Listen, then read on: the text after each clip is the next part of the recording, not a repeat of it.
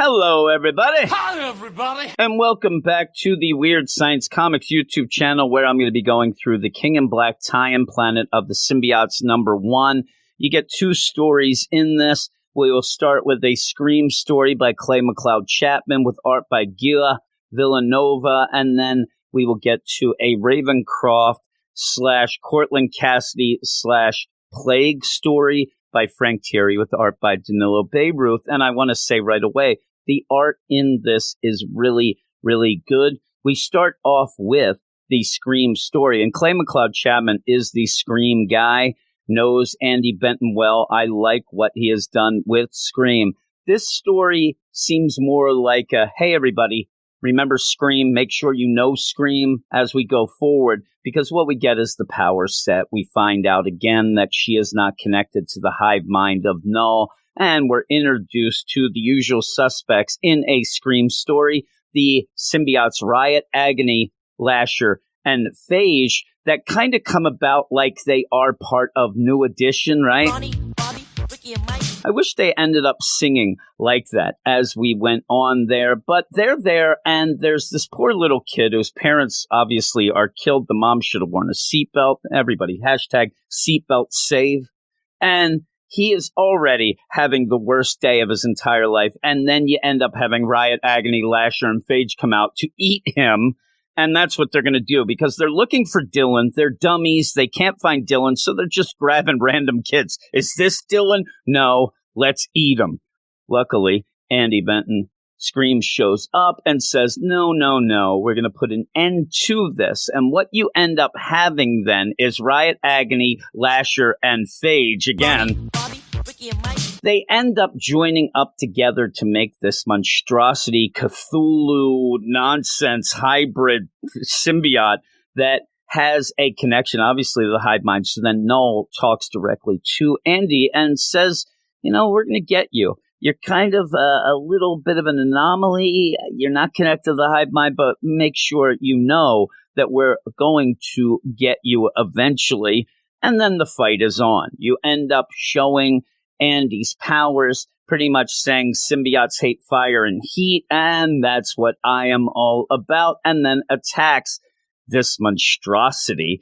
It gets hit, but the battle isn't over just yet as it keeps on attacking, and what you're going to get then is kind of the action movie trope where it does end up consuming Andy. You end up seeing the symbiote goo all around her. It's pretty much eating her, so that then it can think it won.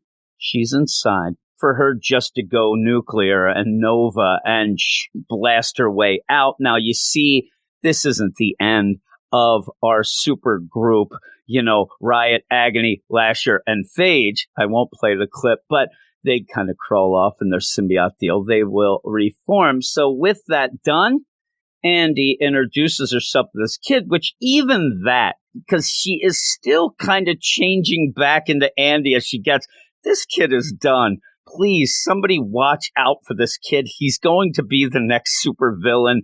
Ends up introducing herself to him. His name is Danny, and they walk away. No fuss, no muss. The day is saved. Now, again, the kid's parents are dead. The whole city is a wreck. The world is covered in a symbiote cocoon. But hey, we can all have a little win once in a while, right? As they go off, and that's where you even see there with the symbiote goo kind of getting back together to get our super groove.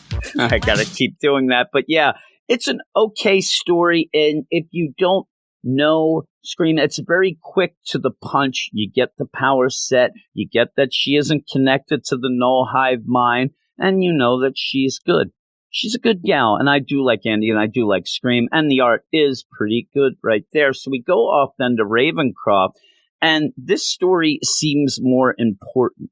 As you go, this is the deal where in the Ravencroft miniseries, Frank Thierry had been setting up this whole history of Cortland Cassidy, the serial killer of the Cassidy line from way back, and we end up finding out that there is a big plan with Knull involved with Cortland as you go to Ravencroft, as you have some of these guards as a setup. Frank Thierry does a nice job. Hey, what's up with that werewolf warden we have, that Jameson guy, and it's John Jameson. It's a nice little way to set up that we're going to see him in a little bit, but for the here and now, they end up getting attacked by a symbiote dragon. They don't understand what's going on, or at least one of them doesn't, because the other one sees the dragon, knows what's going on. He's part of the cult of Knull, something that has been set up throughout the books leading into this, especially like the absolute carnage deal, and runs off to hit the secret Knull symbol right there on the wall. Boom. And it opens up into a Cortland Cassie mausoleum where we already have symbiote goo getting into there so that Knull can talk through it and then resurrect Cortland Cassidy. And what you get is a little bit of a background with Cortland first about how he's the greatest serial killer. Oh my God, this guy is so bad to the bone that we are going to end up turning him into something even better. You see all the stuff that he had done leading up to this, which was connected to Knull, driving him crazy and whatnot. And I just like to say that at least after all these years, he still maintained the beard and the mutton chops.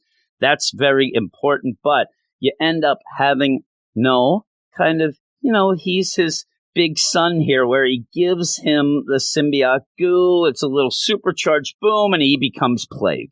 He becomes this demon-like symbiote ghost.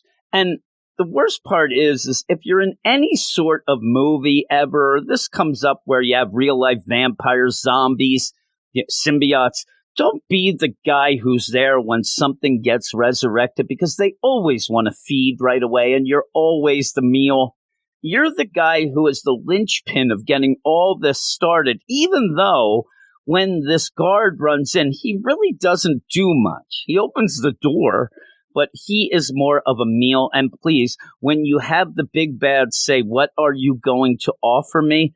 don't say anything, or they're going to take your life. Just please say, "Well, I got some pocket change. I could take you out for coffee or something. I know where some other guards are." That's throwing them under the bus, right? But at least you live. I mean, you're there. All your life is dedicated to the cult of Knull, and you are just the food for the first meal of Plague. Though sometimes these wackadoos, they like that. They think that that's an honor. I don't. I'd run. I'd be out of there. But you end up having Plague feed. He takes the life force from this guy, then takes the life force from a bunch of other guards, and then he is attacked by John Jameson, space werewolf. And there's this connection here, the connection of Knull, where you end up having Jameson know that this is Cortland. Cortland knows, John.